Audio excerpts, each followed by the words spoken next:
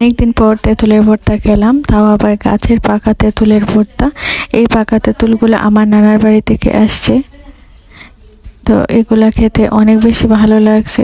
তো সবাই মিলে ইফতারের পর ভর্তা করে খেলাম, কারণ হচ্ছে যে সারা বছরের মধ্যে রমজান মাসে আমাদের ভাজা পোড়াটা খুব বেশি একটা খাওয়া হয়, তো তখন টকটা একটু বেশি ভালো লাগে। জাল জাল করে যখন ভর্তা মাখিয়ে ইফতারের পর খাওয়া হয় তখন অনেক ভালো লাগে। তো সবাই মিলে একটু তেঁতুল দিয়ে ভর্তা মাখিয়ে অনেক মজা করে খেলাম। তেঁতুলগুলো ছিল একটু টক মিষ্টি, যার কারণে আরো বেশি মজা। তো এগুলাকে ভাবি ঝুলিয়ে নিচ্ছেন, তারপর হচ্ছে এগুলাকে ঝুলানোর পর খুব বেশি একটা ছিল না, অল্পই ছিল, তারপরও আমরা সবাই মিলে খেলাম। তো এগুলোকে ঝুলিয়ে নিয়ে তারপরে সব জাতের মশলা দিয়ে এটাকে ভালোভাবে মাখিয়ে নিচ্ছেন আমার মা।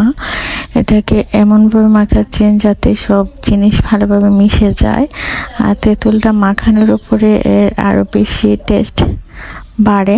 তো আমি একটু আমার মাকে বলছি আমাকে দেওয়ার জন্য, আমি টেস্ট করব, কারণ আমার মুখে পানি চলে আসছে।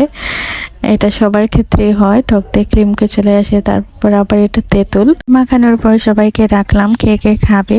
যেহেতু এখানে একটু কম ভর্তা ছিল, তো সবাইকে তো আর প্লেটে দেওয়া যাবে না, এই জন্য সবার হাত দিয়ে খাচ্ছিল একটু একটু করে। একটু একটু করে খাওয়ার পরেও সবাই অনেক মজা করে খেলো, যেহেতু ভর্তা সবাই মিলে খাওয়ার মাঝে অনেক বেশি মজা। তো আমরা সবাই মিলে খেলাম।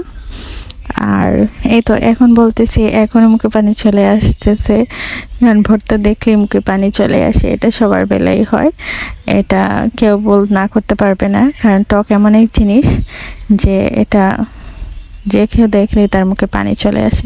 সবাই আমার চ্যানেলটা